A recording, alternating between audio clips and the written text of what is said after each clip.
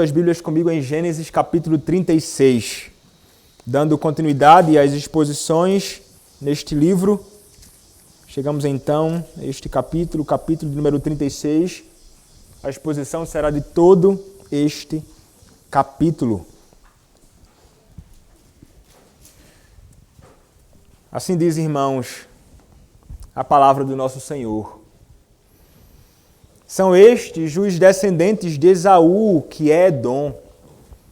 Esaú tomou por mulheres dentre as filhas de Canaã, Ada, filha de Elom, Eteu, Oholibama, filha de Aná, filho de Zibeão, Eveu. E Basemate, filha de Ismael, irmã de Nabaiote. A Ada de Esaú lhe nasceu Elifaz, e a Basemate lhe nasceu Reuel. E a Oholibama nasceu Jeús, Jalão e Corá. São estes os filhos de Esaú, que lhe nasceram na terra de Canaã. Levou Esaú suas mulheres e seus filhos e suas filhas, e todas as posses de sua casa e seu rebanho, e todo o seu gado, e toda a propriedade, tudo o que havia adquirido na terra de Canaã, e se foi para outra terra, apartando-se de Jacó, seu irmão. Porque os bens deles eram muitos para habitarem juntos, e a terra de suas peregrinações não os podia sustentar por causa do seu gado.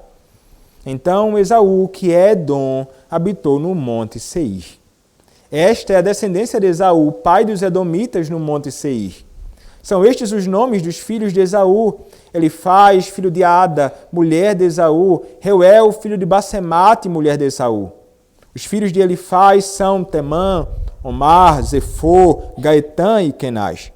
Tímna era concubina de Elifaz, filho de Esaú, e teve de Elifaz a Amaleque. São estes os filhos de Ada, mulher de Esaú. E os filhos de Reuel são estes: Naate, Zerá, Samá e Mizá. Estes foram os filhos de Basemate, mulher de Esaú. E são estes os filhos de Oholibama, filha de Aná, filho de Zibeão, mulher de Esaú. E deu a Esaú Jeús, Jalão e Corá. São estes os príncipes dos filhos de Esaú, os filhos de Elifaz, o primogênito de Esaú, o príncipe Temã, o príncipe Omar, o príncipe Zefô, o príncipe Kenaz, o príncipe Corá, o príncipe Gaetã, o príncipe Amaleque. São estes os príncipes que nasceram a Elifaz na terra de Edom, são os filhos de Ada. São estes os filhos de Reuel, filho de Esaú, o príncipe Naate, o príncipe Zerá, o príncipe Samá, o príncipe Mizá. São estes os príncipes que nasceram a Reuel na terra de Edom. São os filhos de Basemate, mulher de Esaú. São estes os filhos de Oholibama, mulher de Esaú, o príncipe Jeús, o príncipe Jalão, o príncipe Corá. São estes os príncipes que procederam de Oholibama, filha de Aná, mulher de Esaú. São estes os filhos de Esaú, e esses seus príncipes. Ele é Edom. São estes os filhos de Seir, o Oreu, morador da terra: Lotã, Sobal, Zibeão e Aná, Dissom, Esser e Dissã. São estes os príncipes dos homens, príncipes dos Oreus, filhos de Seir, na terra de Edom. Os filhos de Lotã são Ori e Romã. A irmã de Lotã é Tímna. São estes os filhos de Sobal, Alvã, Manaate, Ebal, Sefô e Onã. São estes os filhos de Zibeão, Aiá e Aná.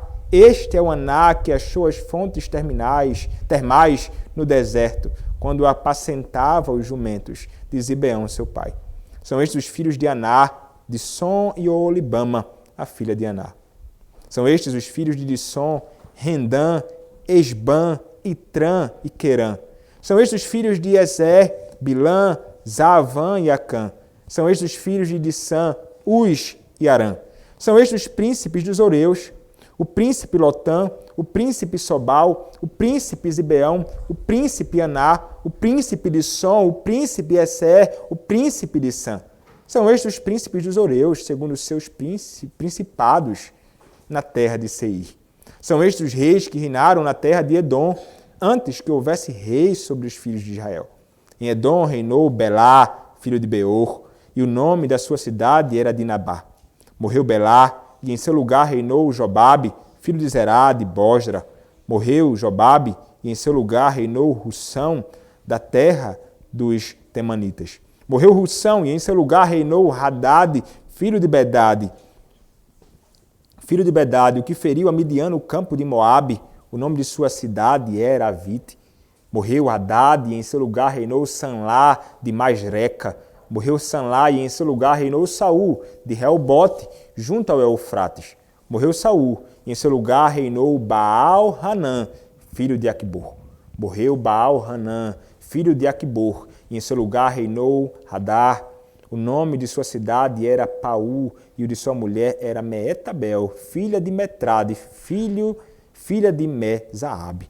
São estes os nomes dos príncipes de Esaú, segundo as suas famílias, os seus lugares e os seus nomes: o príncipe Tímina, o príncipe Alva, o príncipe Jetete, o príncipe Olibama, o príncipe Elá, o príncipe Pinom, o príncipe Kenaz, o príncipe Temã, o príncipe Mibzar, o príncipe Magdiel e o príncipe Irã. São estes os príncipes de Edom, segundo as suas habitações na terra da sua possessão. Este é Esaú, pai de Edom. Amém. Podem se assentar, irmãos.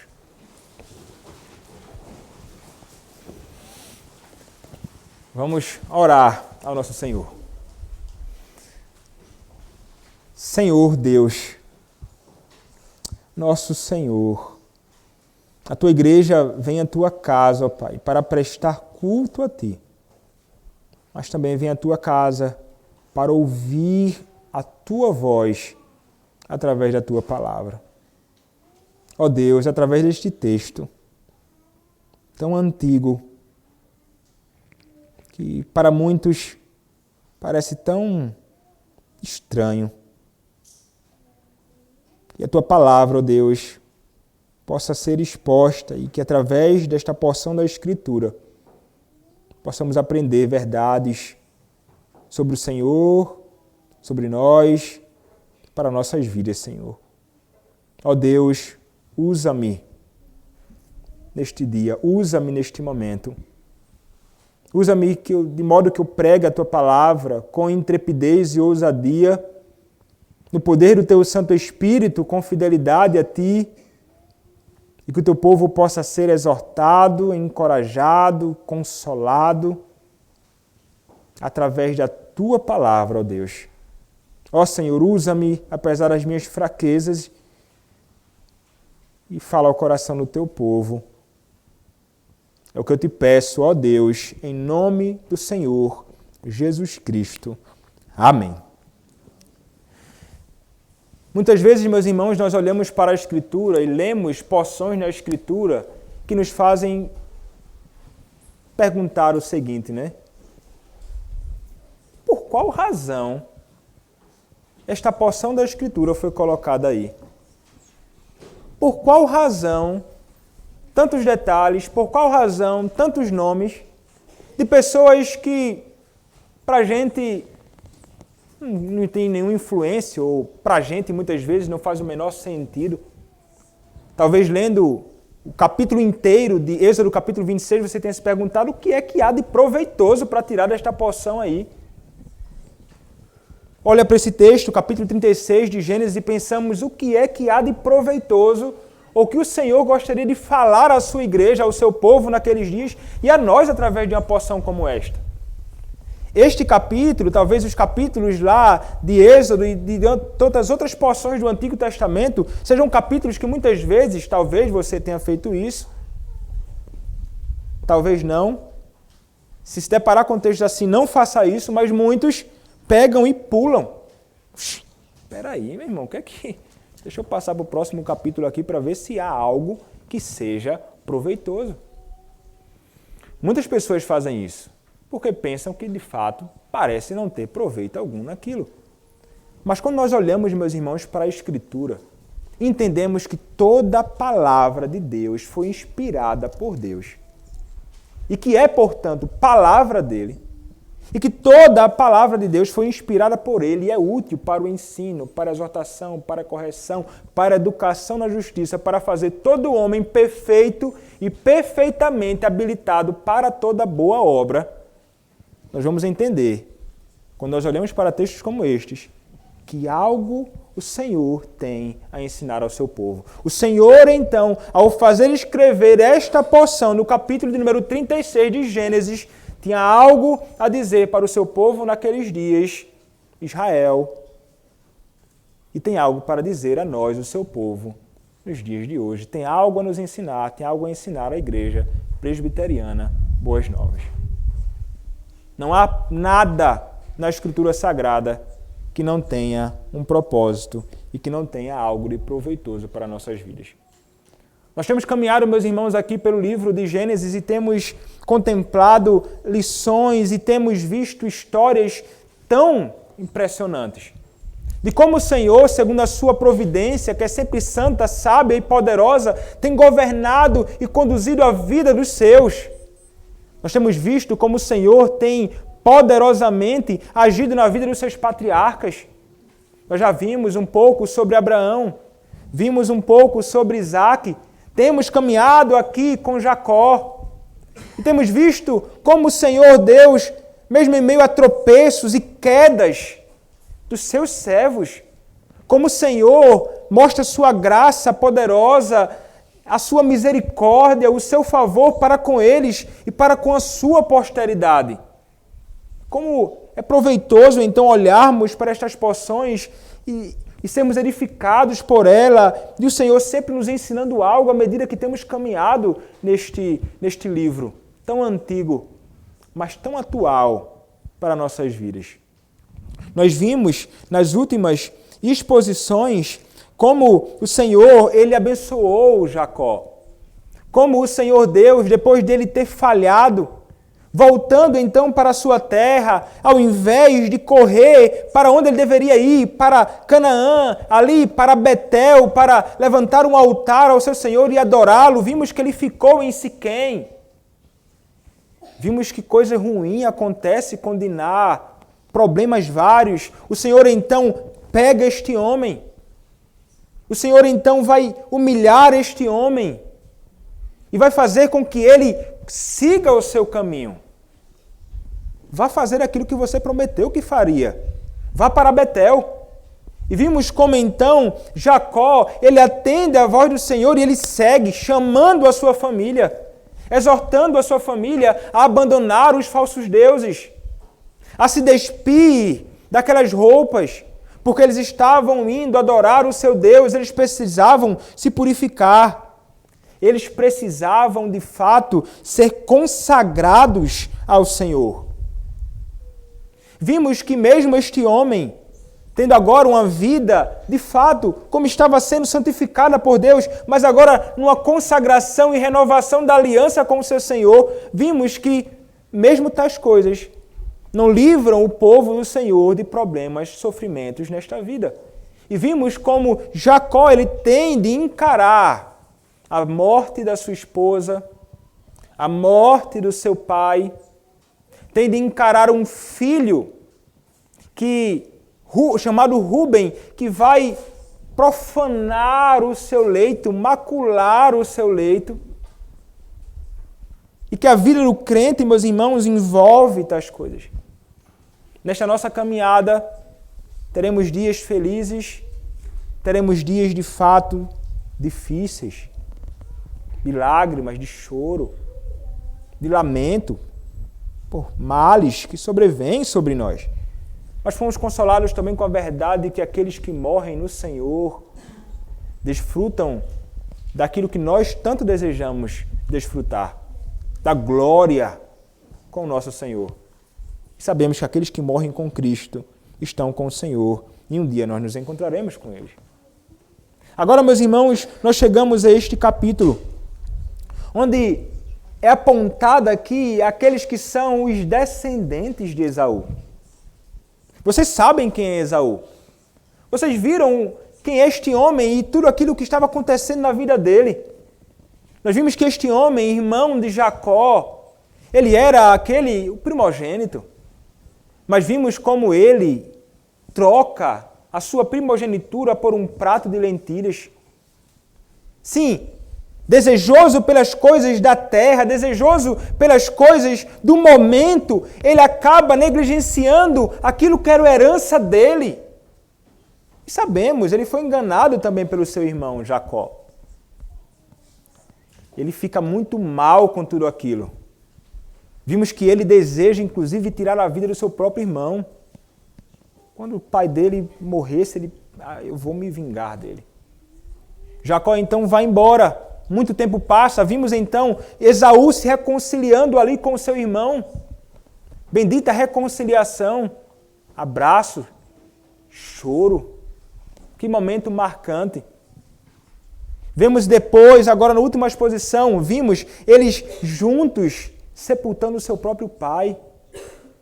Mas nós sabemos, meus irmãos, quem era Esaú. Esaú, ele não era um descendente bendito ainda que fizesse parte do povo do pacto. Sabemos que ele faz parte da semente de Satanás. Enquanto Jacó e sua posteridade, semente da mulher, povo santo. E nós sabemos que a humanidade toda é dividida entre aqueles que são a semente da mulher, povo santo, e aqueles que são a semente de Satanás. Ainda que Esaú estivesse ali junto a seu irmão, nesta ocasião, ele não era do povo do Senhor, ainda que fosse do povo do Senhor. Ele era um filho do pacto, mas que caminhou por caminhos outros. O seu caminho, o seu rumo foi totalmente distinto do caminho que seguiu o seu irmão Jacó, mesmo Jacó tendo caminhado por tantos momentos de tropeço. Há um contraste grande entre ele. E é interessante, meus irmãos, nós percebermos que aquilo que ele, como um pai da sua família, fez, trouxe grandes consequências e males, não somente sobre ele, mas também sobre toda a sua posteridade. E, meus irmãos, esse texto vai nos mostrar que este homem, fazendo o que fez, trouxe grandes males sobre a sua posteridade, e a sua posteridade revelou, igualmente ao seu pai, os mesmos problemas, os mesmos pecados, a mesma inimizade contra o Senhor e contra o seu povo.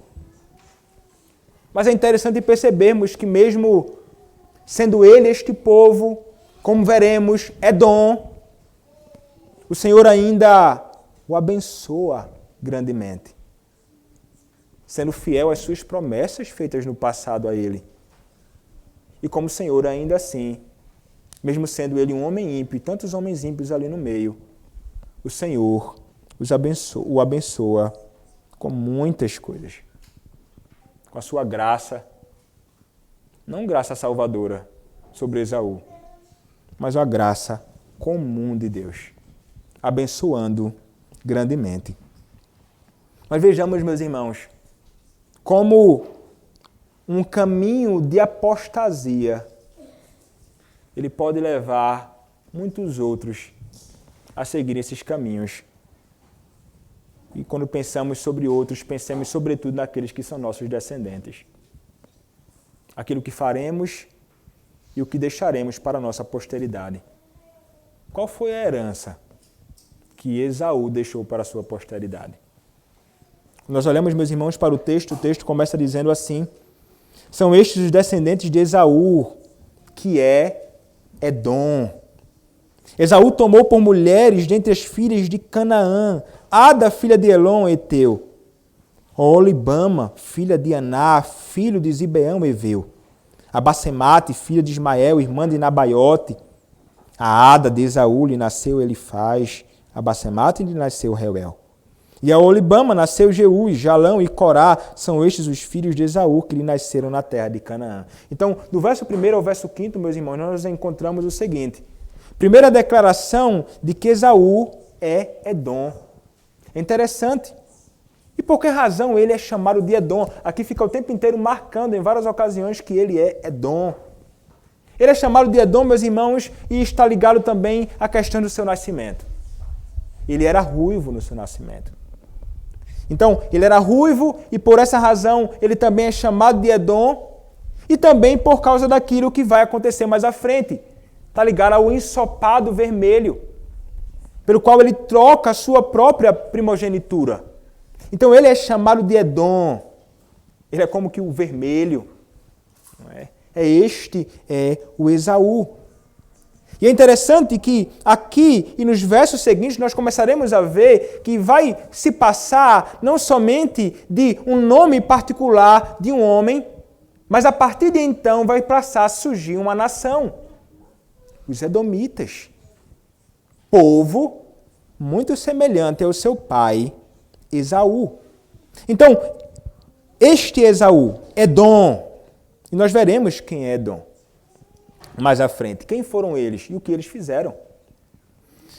Mas do verso 2, meus irmãos, até o verso 5, nós encontramos os filhos de Esaú e também as suas esposas. Aqui são os seus filhos que nasceram em Canaã, enquanto ele lá permanecia. E é interessante nós observarmos, se você for um leitor atento, você vai perceber que há nomes distintos para as esposas dele aqui. Nós encontramos lá no capítulo 28 as esposas que ele tomou, revoltado contra o que o seu pai havia feito. E aqui nós encontramos outros nomes diferentes apresentados aqui. E alguns podem pensar, talvez ele tenha conseguido outras esposas além daquelas. Ou, de repente, como é provável, talvez sejam as mesmas mulheres com outros nomes. Era muito comum naqueles dias uma troca de nomes, sobretudo quando muitas delas acabavam casando também. Então, há a probabilidade aqui de serem as mesmas mulheres de fato, somente com outros nomes sendo apresentadas. Foram mulheres que Esaú tomou de fora do povo do Senhor. Lembrem-se, com frequência, Isaac, ele aponta, não deve ser alguém fora do povo do Senhor. Mas Esaú, revelando ali a sua obstinação, revelando ali a sua revolta contra o povo e contra a vontade do Senhor, ele toma mulheres que são de fora do povo.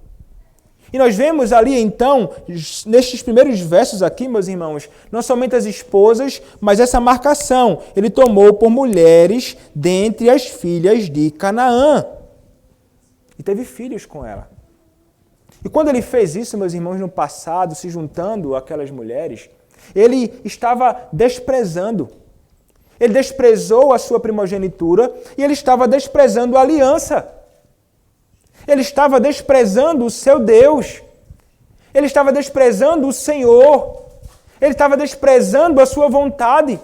Ele estava se afastando dos caminhos que ele deveria trilhar como um filho do pacto.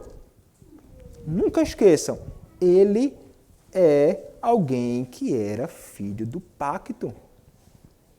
Semelhantemente a Jacó, do povo do Senhor. Mas ele segue o seu rumo e começa a revelar o seu contraste em toda a história da redenção com o seu irmão Jacó. E aqui, meus irmãos, a lista de filhos deles. Vários filhos, sobre os quais falarei brevemente um pouco mais à frente. Mas sigamos então. O texto começa então, a partir do verso 6 até o verso 8, a falar que Esaú, que estava ali morando em Canaã e teve filhos em Canaã, o que é que este homem faz? Esaú, ele decide partir para Seir.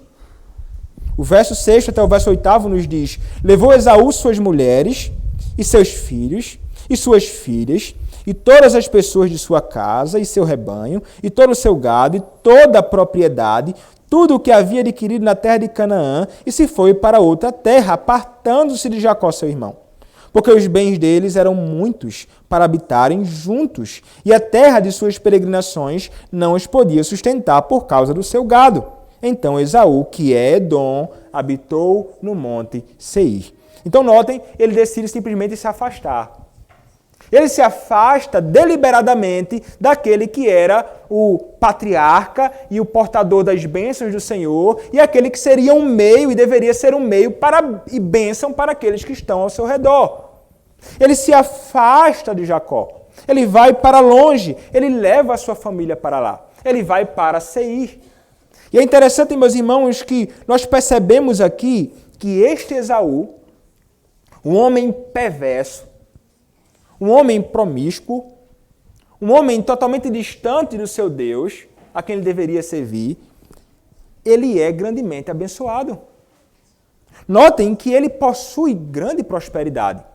No encontro de Jacó com ele no caminho, você vai se lembrar, ele vai dizer, meu irmão, Jacó, eu não preciso de nada. Por que você está me dando tais coisas? Eu tenho o que é suficiente. Eu sou próspero.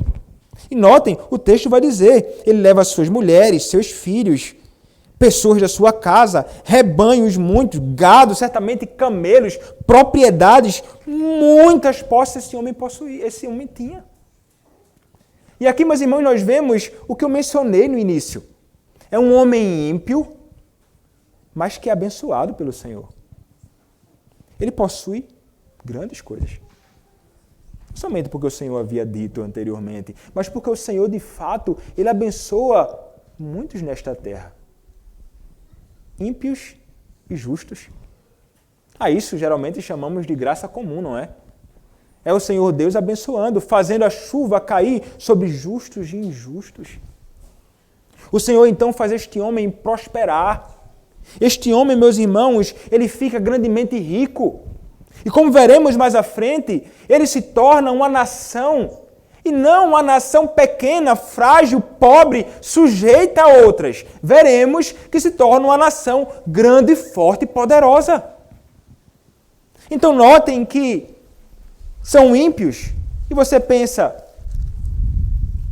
a prosperidade, ela não é sinônimo de graça salvadora.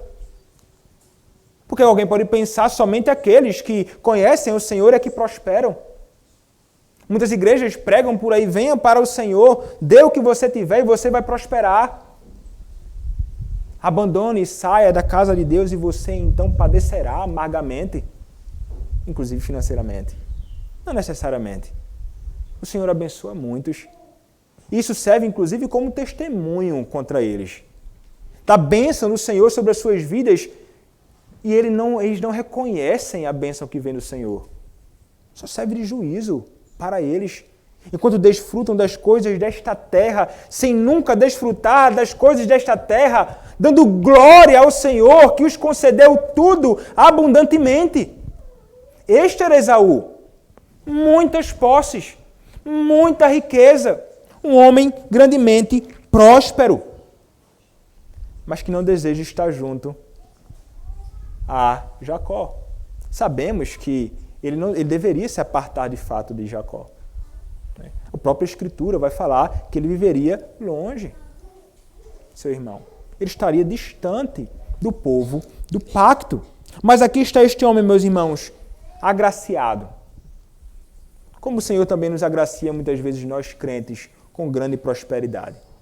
A diferença do Esaú, ou a diferença de um homem ímpio neste mundo, que possui muitas coisas, para nós, é que nós, ao possuirmos o que possuímos, nós somos aqueles que dão graças a Deus, louvam a Deus pelo que possuem e vivem desfrutando das coisas que possuem para a glória do Senhor, usando para o nosso benefício e para o bem daqueles que estão ao nosso redor.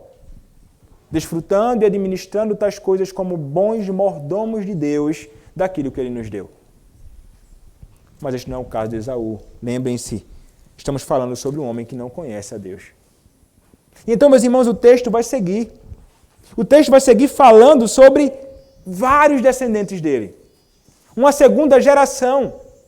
Filhos, netos e tantos outros. Nós vemos a partir do verso 9 até o verso número 19, vários homens que são príncipes, filhos das suas esposas, e os filhos que tiveram filhos, e vários príncipes surgiram dali. Inclusive, desta geração, saem aqueles que serão grandes inimigos do Senhor, como Edom, mas como filhos de Ameleque, vêm os amalequitas, ferrenhos inimigos do povo do Senhor mais à frente. Vejam que estas gerações, elas começam já a apontar nomes que de alguma forma serão conhecidos mais à frente pelo povo do Senhor. E naqueles dias, certamente eles já conheciam também, olha só essa geração, sabemos quem são estes que se levantam contra nós. Lembrem-se, Moisés está escrevendo inicialmente para o povo de Israel que estava ali peregrinando. Eles já haviam encarado edomitas, inimigos do povo do Senhor. Eles sabem de onde surge esse povo todo. Então, meus irmãos, estão aqui os descendentes dele, e é interessante. Príncipes poderosos ele tem com as suas mulheres, e então o texto do nada muda, não é? Fazendo muitas repetições aqui, não é? No texto, mas ele vai pegar, então vai mudar agora para descendentes de Seir. Peraí, mas não são descendentes de Edom? Mas do verso 20 até o verso 30, eles vão começar a falar dos descendentes de Seir, ou os descendentes dos Oreus. E você para assim e se pergunta, mas por que razão ele vai citar isso aqui? É interessante, o texto diz assim, são estes os filhos de Seir, o Oreu, moradores da terra, Lotã, Sobal, Zibeão e Aná, Dissom, Ezé e Dissã, são estes os príncipes dos Oreus, filhos de Seir, na terra de Edom. Um acréscimo interessante ele vai colocar aqui sobre um deles, né? Verso 24. São estes os filhos de Zibeão, Aiá e Aná. Este é Aná, que achou as fontes termais no deserto, quando apacentava os jumentos de Zibeão, seu pai. São estes os filhos de Diná, os filhos de Aná, de Som e Olibama, filhos de Aná. E ele vai começar a falar sobre estes homens, são príncipes ali na terra de Seir. Ele menciona, meus irmãos, este fato porque Edom, descendentes de Esaú, são aqueles que vão tirar esse povo dali. Os descendentes de Seir, eles não habitariam e não dominariam mais a terra de Seir. Edom, como foi dito acerca da profecia dele lá em Gênesis capítulo 27, ele é aquele que sairia conquistando tudo com a espada. Meus irmãos, eles eram poderosos, eram grandes guerreiros, e o que tinha pela frente, o que eles quisessem tomar, eles lutariam para tomar. Seir e sua descendência, eles são derrotados. E então, o próprio Esaú, Edom e sua posteridade tomam conta ali do Monte Seir. A terra agora é deles. Sangue, confusão, brigas. Era assim que ele haveria de tomar conta daquilo que ele possuía. E o texto vai dizer, verso 24, né? Ele vai falar sobre esta questão das fontes termais ali. E esse homem ele encontra enquanto ele estava pastoreando, né? Ali o rebanho. E é interessante porque os comentaristas vão dizer que ele menciona isso aqui e isto aqui era conhecido. Aná era conhecido naqueles dias pelo povo. Mas alguém vai dizer o seguinte, vai dizer que ele não menciona isso simplesmente porque era algo conhecido naqueles dias. É porque aquele povo de Seir, por tal acontecimento, era um povo famoso. E era um povo forte ali. E então Edom vem e toma aquilo. E ele possui aquilo.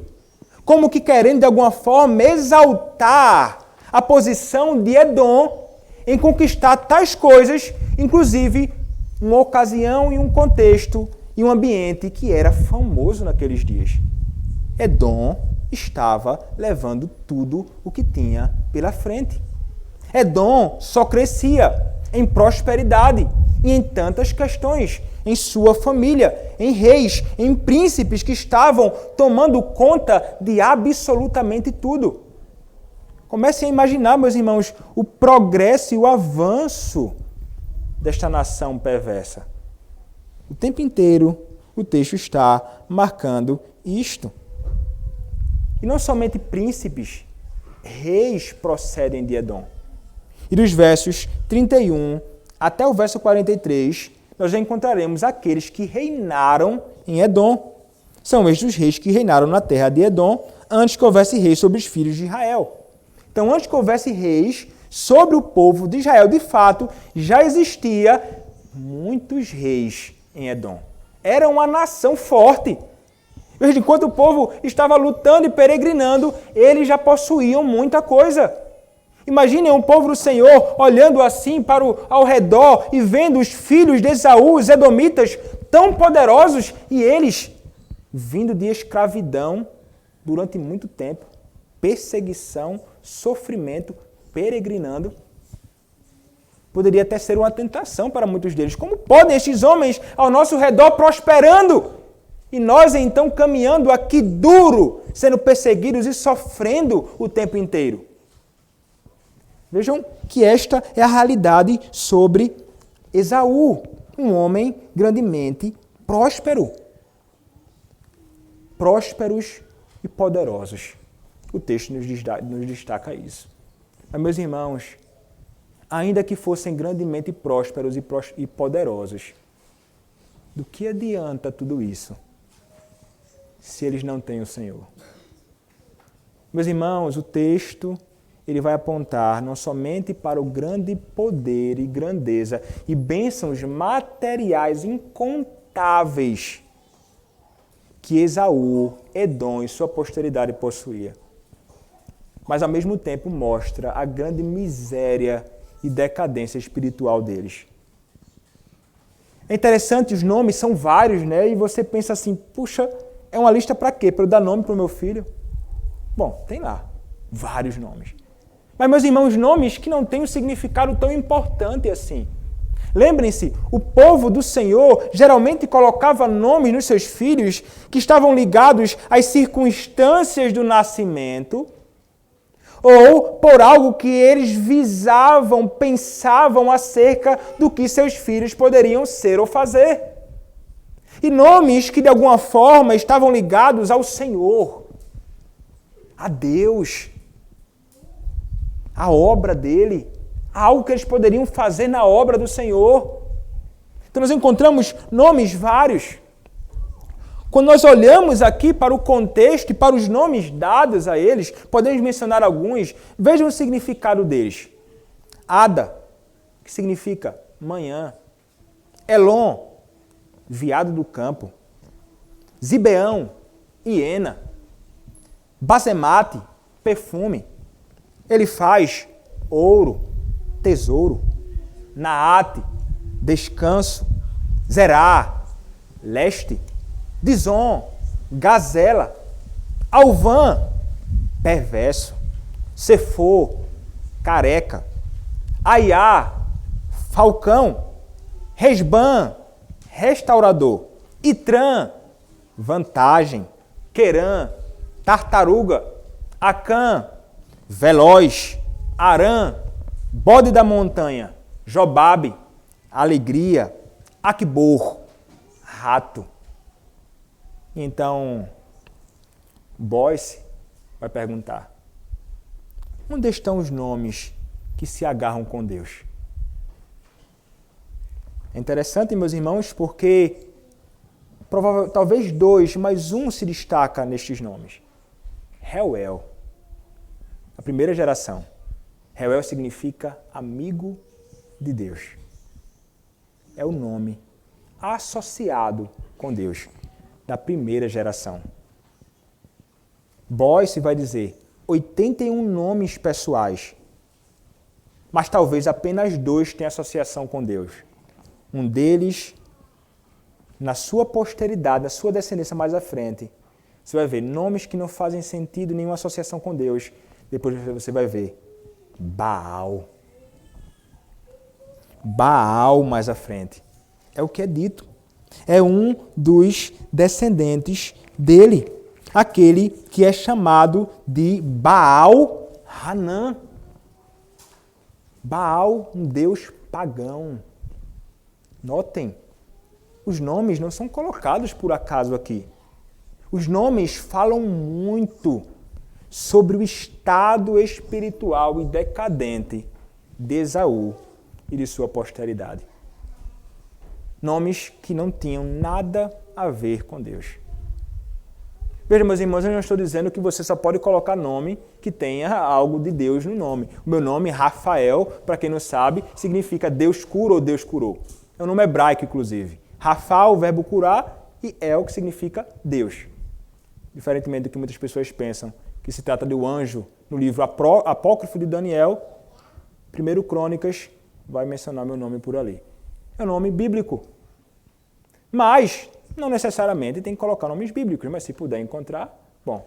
No dia que Janinha descobriu o filho, a filhinha dela, eu sugeri um nome bíblico. lá nesse dia. Não aceitaram este nome não, mas tudo bem. Não é? Sugestão fiz. Mas o ponto é, nós não temos necessariamente de colocar um nome assim. O ponto acentuado aqui, meus irmãos, é a distância e o contraste entre aqueles que são filhos do Senhor, descendência santa, e aqueles que eram do povo contrário ao povo do Senhor. A decadência espiritual deles é grande, cada vez mais afastando-se de Deus, cada vez mais revelando-se opostos a Deus, cada vez mais mergulhados na iniquidade e no pecado, cada vez mais revelando a quem eles realmente pertenciam. Então, os edomitas eram de fato descendentes da serpente, inimigos do povo do Senhor. Mas é interessante, meus irmãos, nós vermos e nós vimos. A graça do Senhor é derramada sobre eles ainda assim, sobre a sua casa. Esaú desfruta da graça de ter esposas, desfruta da graça de ter filhos, prosperidades. Como mencionei, Moisés ele está contando isso para as 12 tribos que peregrinavam e sofriam muito. Aquele povo do Senhor naqueles dias. E vejam outra coisa também. Eles sofreram muito e encontraram até no seu caminho da peregrinação estes povos, edomitas. Homens que eram realmente inimigos do povo do Senhor. Números capítulo 20 vai nos mencionar isto. Quando nós encontramos lá o povo do Senhor, então, peregrinando, deseja passar pelas terras deles. E o que é que os descendentes de Esaú fazem? Números capítulo 20, verso 14 a 21, diz assim: enviou Moisés de Cádiz mensageiros ao rei de Edom a dizer-lhe: assim diz teu irmão Israel, bem sabes todo o trabalho que nos tem sobrevindo. Como nossos pais desceram ao Egito, e nós no Egito habitamos muito tempo. E como os egípcios nos maltrataram a nós e a nossos pais. E clamamos ao Senhor, e Ele ouviu a nossa voz e mandou o anjo e nos tirou do Egito. E eis que estamos em Cádiz, cidade nos confins do teu país. Deixa-nos passar pela tua terra. Não faremos pelo campo, nem pelas vinhas, nem beberemos a água dos poços. Iremos pela estrada real. Não nos desviaremos para a direita nem para a esquerda até que passemos pelo teu país. Porém, Edom lhe disse: não passarás por mim, para que não saia eu de espada ao teu encontro. Então, os filhos de Israel lhe disseram: subiremos pelo caminho trilhado, e se eu e o meu gado bebermos das águas, pagarei o preço delas. Outra coisa não desejo senão passar a pé. Porém, ele disse: não passarás. E saiu-lhe Edom ao encontro, com muita gente e com mão forte. Assim recusou Edom deixar passar a Israel pelo seu país, pelo que Israel se desviou dele. Olhem só. Posteridade de Esaú.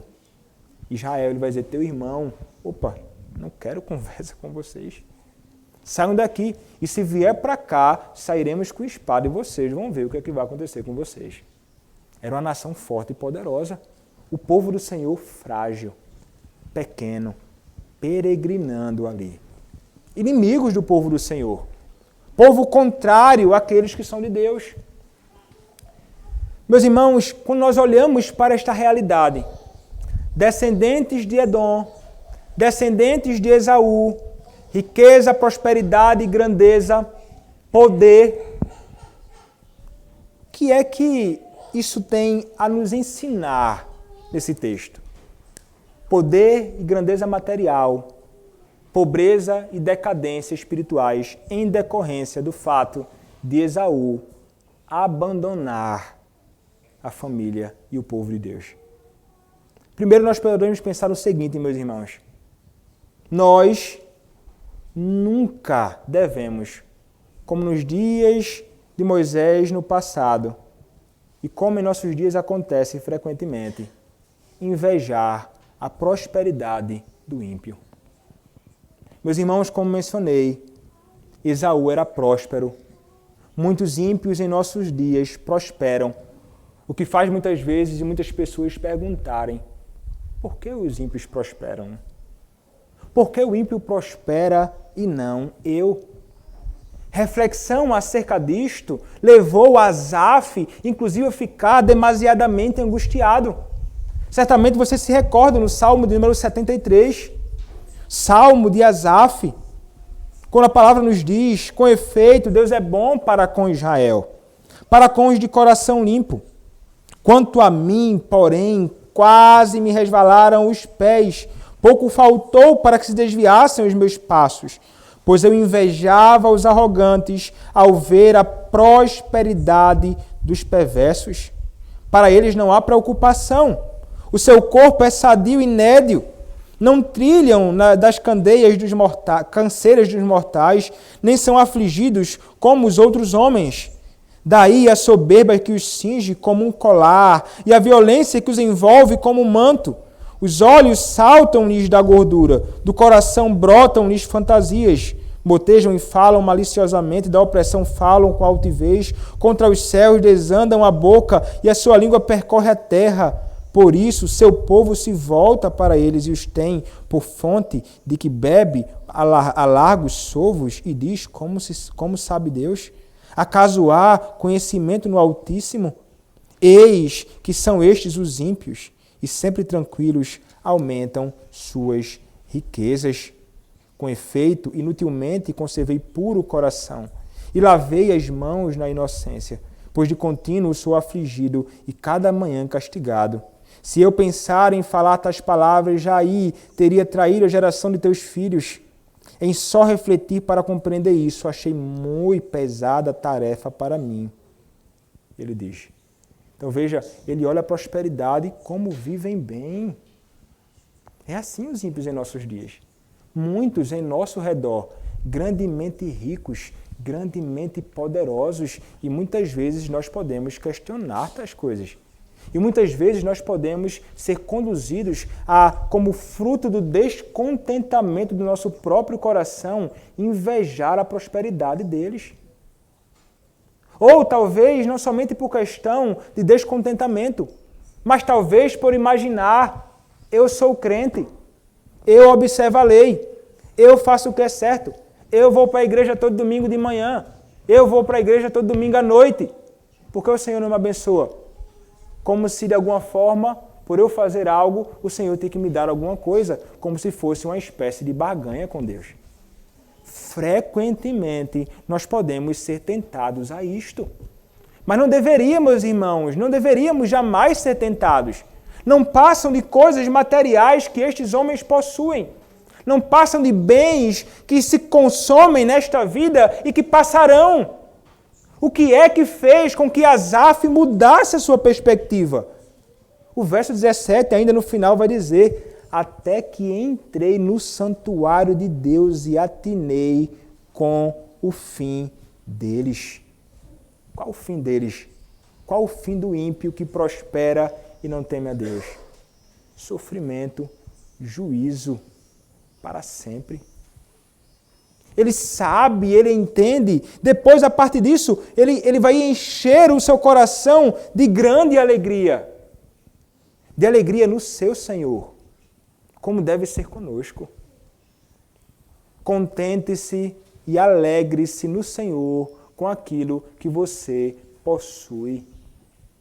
Não importa quem prospera ao seu lado.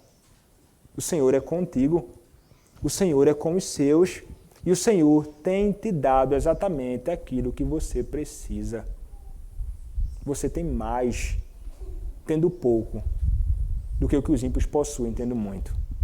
Você tem Cristo. Não há nada mais maravilhoso do que isto. Não precisamos invejar os ímpios. Como o povo do Senhor naqueles dias jamais deveriam invejar, ou até mesmo temer, porque o Senhor estava com eles.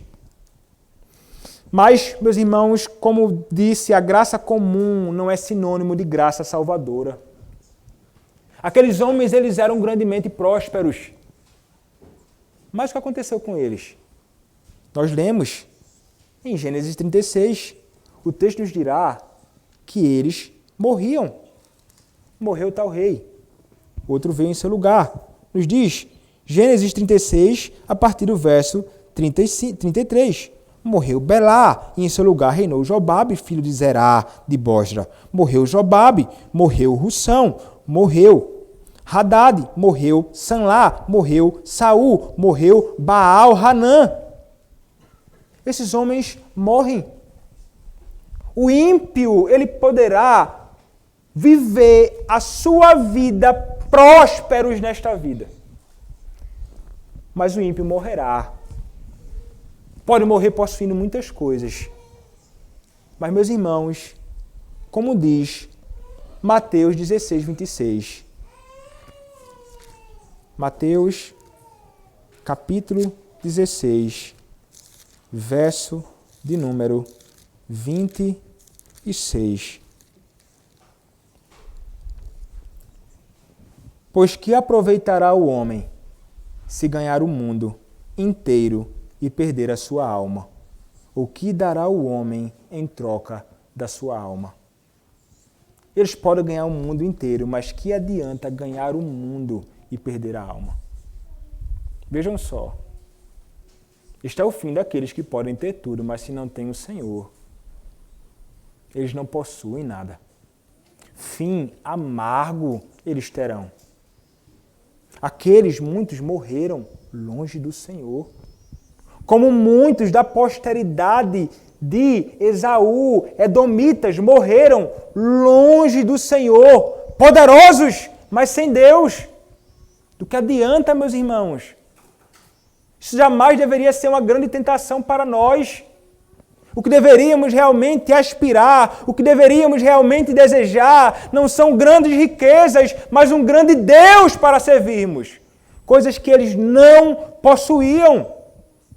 Jamais devemos cobiçar a prosperidade dos ímpios. E, meus irmãos, eles eram poderosos. Eles se levantavam contra o povo do Senhor. Sim, fazendo grande mal. Perseguiram muito. Mas o que acontece com eles? Meus irmãos, o Senhor, Ele revela na sua palavra que aqueles que se levantam contra o povo do Senhor se levantam contra o próprio Senhor. E o Senhor, por ser um Senhor justo, Ele não permitirá que seus inimigos se levantem contra Ele sem serem abatidos. Perseguiam.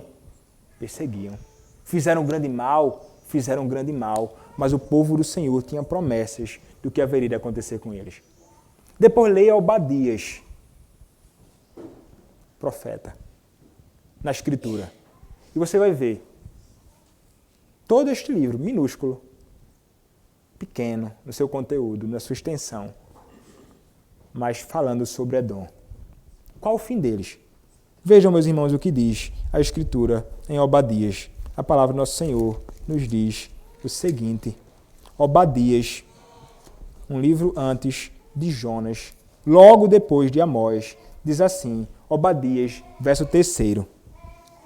A soberba do teu coração te enganou, ó tu que habitas nas fendas das rochas, na tua alma, na tua alta morada, e dizes no teu coração, quem me deitará por terra? Verso número 10.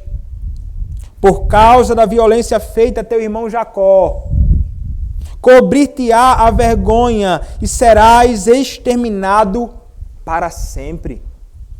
Vejam só as promessas de juízo contra Edom. E o último verso número 21, vai dizer, salvadores hão de subir ao monte Sião, para julgar o monte de Esaú, e o reino será do Senhor. E o reino será do Senhor. Promessa de juízo contra eles. Jeremias vai nos falar algo também acerca disto. Jeremias, capítulo 49, do verso 14 até o verso de número 16. Jeremias 49, do verso 14 até o verso de número 16, a palavra do nosso Senhor diz assim, palavras semelhantes àquela que lemos agora. Ouvi novas da parte do Senhor, e um mensageiro foi enviado às nações para lhes dizer, ajuntai-vos e vinde contra ela, e levantai-vos para a guerra. Porque eis que te fiz pequeno entre as nações, desprezado entre os homens. O terror que inspiras e a soberba do teu coração te enganaram. Tu que habitas nas fendas das rochas, que ocupas as alturas dos outeiros, ainda que eleves o teu ninho como a águia, de lá te derribarei, diz o Senhor. Vejam só o que acontece com eles. Mais à frente, Lamentações, capítulo 4, versos 21 e 22, a palavra diz assim, regozija-te e alegra-te, ó filha de Edom, que habitas na terra de Uz. O cálice se passará também a ti.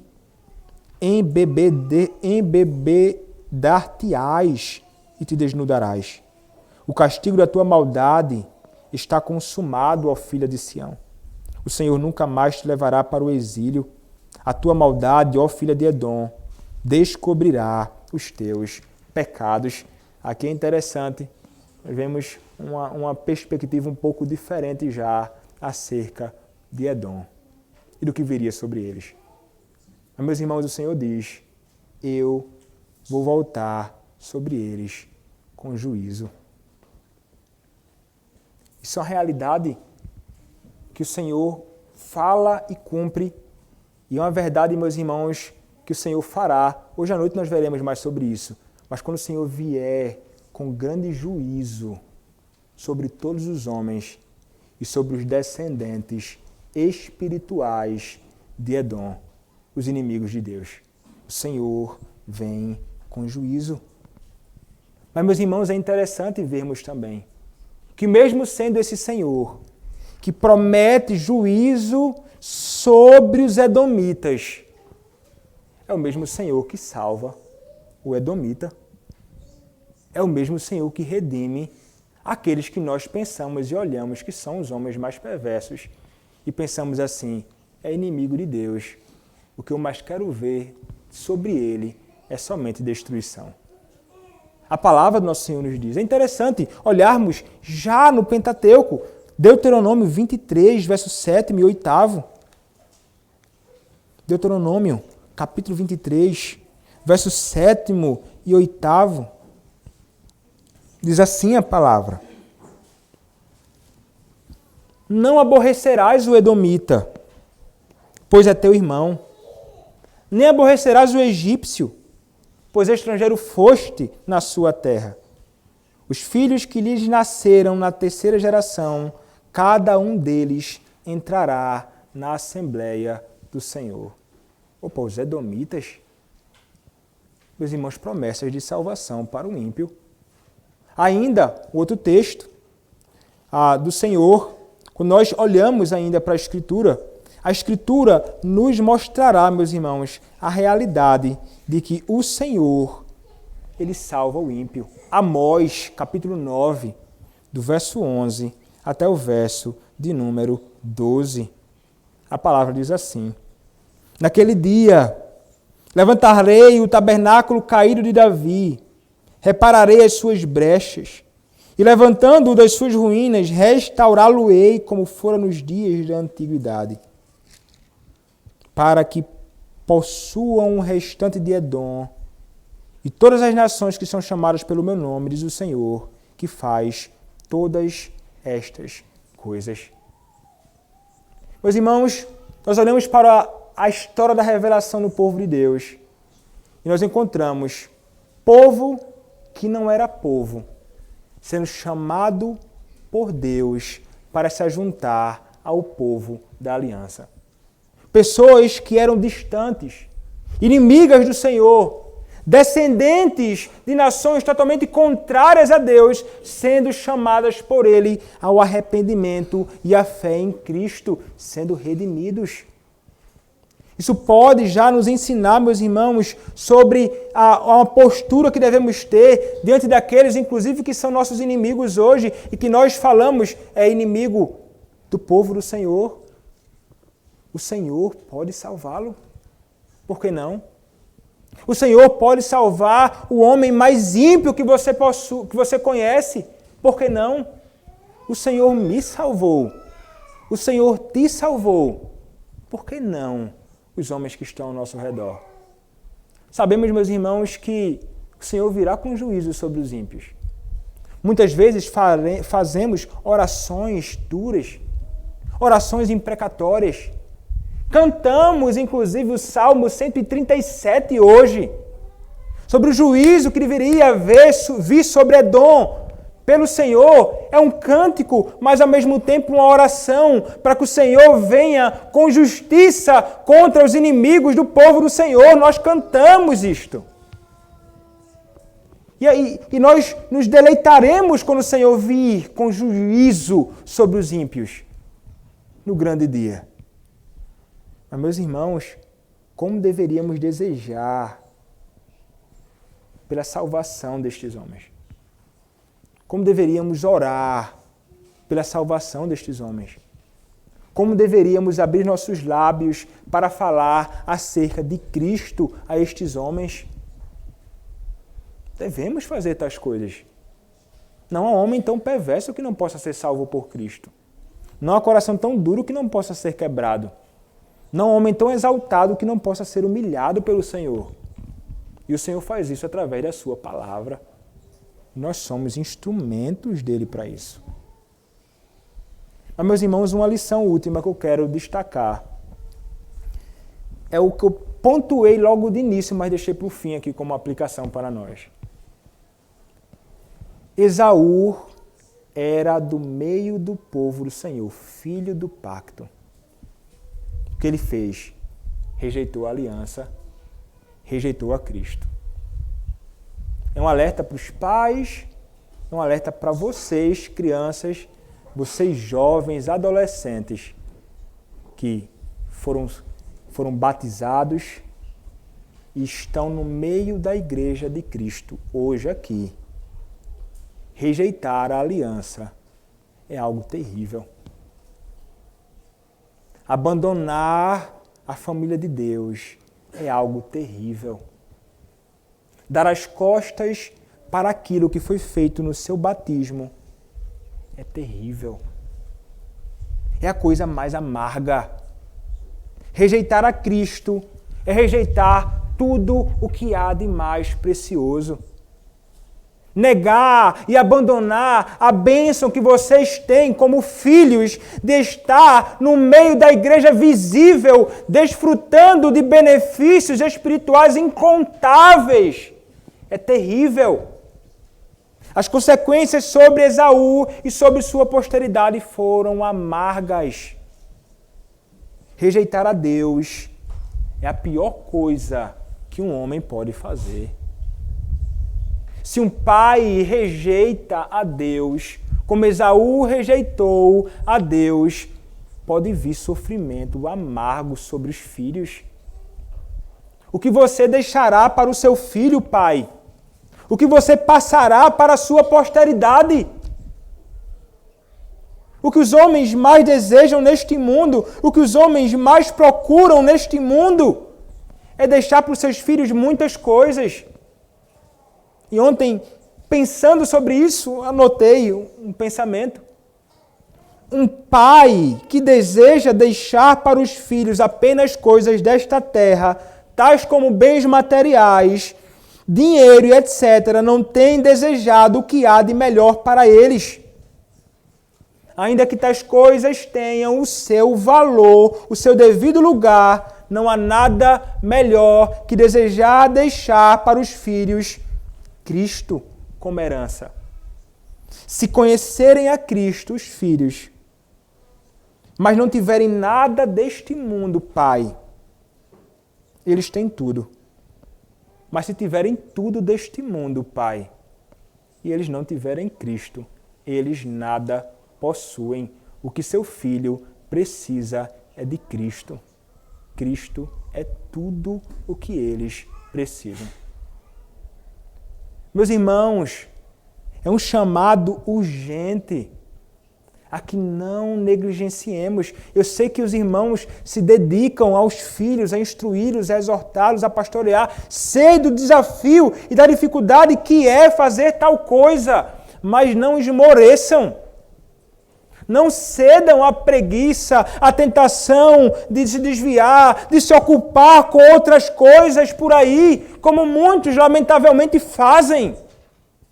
Se envolvendo com tantas coisas neste mundo, e então não tem tempo para dedicar ao seu filho, a instruí-lo, a exortá-lo, a mostrar o caminho do Senhor, a apresentar Cristo, a tratar os pecados dos filhos.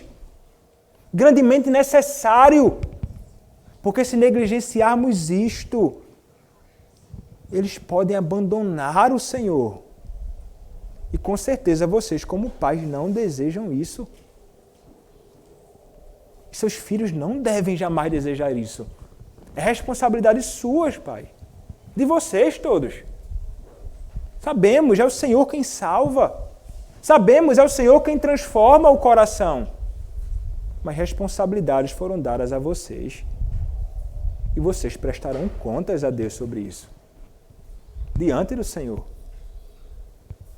E filhos, agarrem-se a Cristo, ao Cristo que seus pais mostram a vocês na palavra.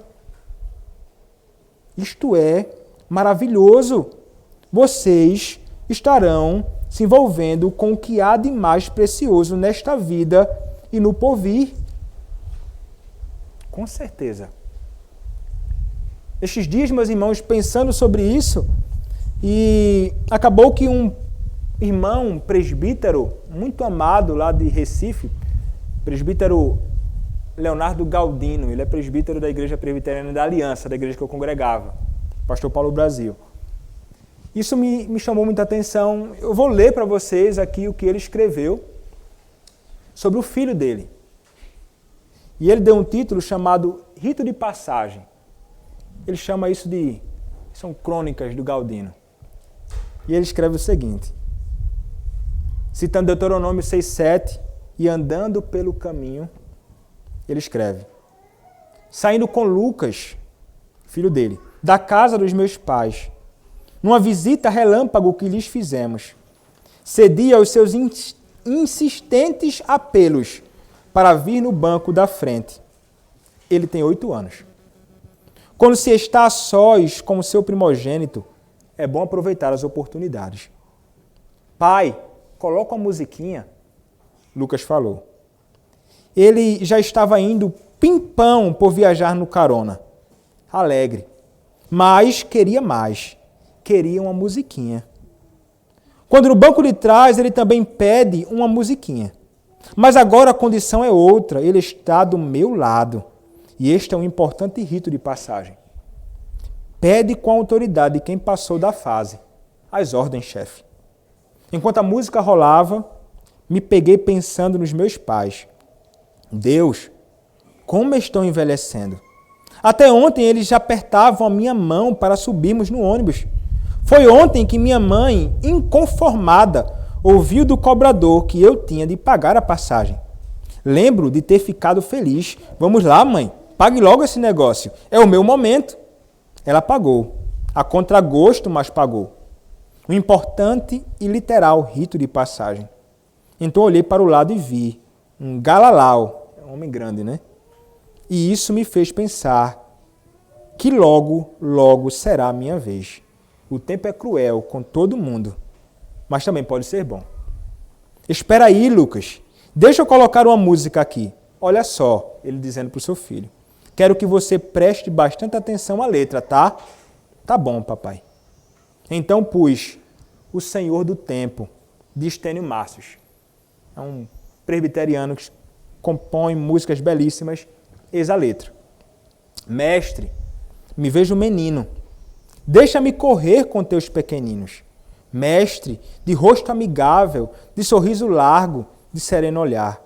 Eu fui a ti criança e me recebeste de braços abertos. Que estranha distância agora, Senhor, lembra do menino que eu fui outrora. Mestre, lembro que eu buscava e me derramava choro adolescente. Lembro daquele caderno onde eu anotava minhas orações. Jovem, busquei a ti o refúgio certo para o moço aflito. Que estranha distância agora, Senhor. Lembra do rapaz que eu fui outrora. Mestre, estou bem mais velho. E o amor que eu tinha, onde foi parar? Mestre, fala a esse homem que se emociona. Vá recomeçar. Faz-me correr e assim retornar, ligeiro ao primeiro amor. Deixa-me ver novamente o meu nome escrito nas santas mãos do Senhor do tempo. Mal terminava a primeira estrofe e o menino estava com as bochechas tremendo e os olhos marejados. Parecia entender qual seria o movimento da música. Na segunda estrofe, as lágrimas já lhe desciam com desenvoltura. A impressão se confirmara. E agora resta saber o que será do cantor velho na última estrofe. Ele chega e agora o choro já era copioso e acompanhado de soluços. Chegávamos em casa, antes de manobrar, e também aos prantos. Perguntei o que ele havia entendido da música e por que ela o havia emocionado tanto. Quando criança, ele corria para Jesus e este o abraçava. Agora, com o passar do tempo e mais velho, se afastou dele. Não quero me afastar de Jesus, papai. E desabou em choro. Então lhe falei a necessidade da oração, da comunhão da igreja, da leitura da palavra e principalmente do amor de Deus para conosco, que guarda nossos pés de resvalarem. E ali mesmo pedi a Deus que no momento de crise Ele permita que meu filho veja novamente seu nome escrito nas santas mãos do Senhor do tempo. No dia seguinte, recebo a confissão de que a música o deixara triste, porque na parte que diz, estou bem mais velho, ele pensou em mim idoso. Essas crianças gostam de nos pegar desprevenidos. Momento. Voltei aos meus pais. É a vez deles. Venho logo atrás na fila. Ela anda e rápido para todo mundo. Pensando bem, não é tão ruim assim lembrar que somos mortais. Não se considerarmos quais mãos nos seguram. A qualquer momento, o nosso piloto poderá nos promover para o banco da frente. Então, pediremos uma musiquinha. Ele atenderá com prazer a mais linda melodia que jamais ouvimos. Coisa impressionante. E tratando sobre seu filho, sobretudo, né? Criança, não quero me afastar do Senhor. Aproveitou a ocasião oportuna, botando uma música profunda com a reflexão de um garoto de 8 anos. Luquinhas, precioso demais esse garoto. E ele conseguiu refletir, chorou. Não quero me afastar do Senhor, papai. De Deus. Ele logo aproveita para instruir o seu filho. Ore, leia, cultue. Meus irmãos, não há nada mais precioso que vocês, como pais, possam fazer que conduzir os seus filhos nos caminhos do Senhor. Longe do Senhor, eles sofrerão amargamente. Longe de Deus, só há sofrimento. Ainda que em muitas ocasiões surjam ocasiões de aparente alegria e deleite, mas são passageiros. Somente a alegria no Senhor permanece. Somente o caminhar com o Senhor permanece. Filhos, crianças, jovens, corram para o Senhor. Não há nada mais maravilhoso que servir a Cristo. Não há nada mais maravilhoso que servir ao Senhor, que salvou os teus pais e que vocês devem seguir estes caminhos também. Meus irmãos, que o Senhor Deus nos abençoe e nos ensine e nos conceda a graça a conduzir os filhos no temor do Senhor, para que conheçam a Cristo. O Cristo que foi perseguido por Herodes o grande, e do meu, filho de Edom. Mas que este Cristo, ao morrer, ser sepultado e ressuscitar, morreu e ressuscitou para a nossa justificação, sendo vitorioso contra os seus e os nossos inimigos. Louvado seja Deus por Cristo Jesus. Amém. Vamos orar, irmãos. Senhor nosso Deus, te damos graças, Senhor, por Cristo. Te damos graças, Senhor, pela Tua palavra.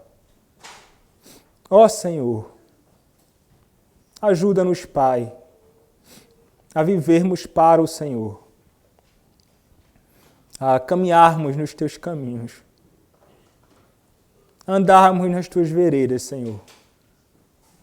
Ajuda, Senhor, os pais a conduzirem seus filhos nos Teus caminhos, trazendo-os à Tua casa, ensinando a Tua palavra em casa e aqui, trazendo à igreja. Instruindo-os a que permaneçam firmes no Senhor, a que não se apartem dos caminhos do Senhor. Ó Deus, ajuda os pais. Preserva também os seus filhos, Pai, nos Teus caminhos. Salva, Senhor, o perdido. Salva estas crianças, salva estes jovens, estes adolescentes. Chama-os, Senhor, para Ti. Faze isto, Senhor, nós te rogamos. Em nome do Senhor Jesus Cristo. Amém.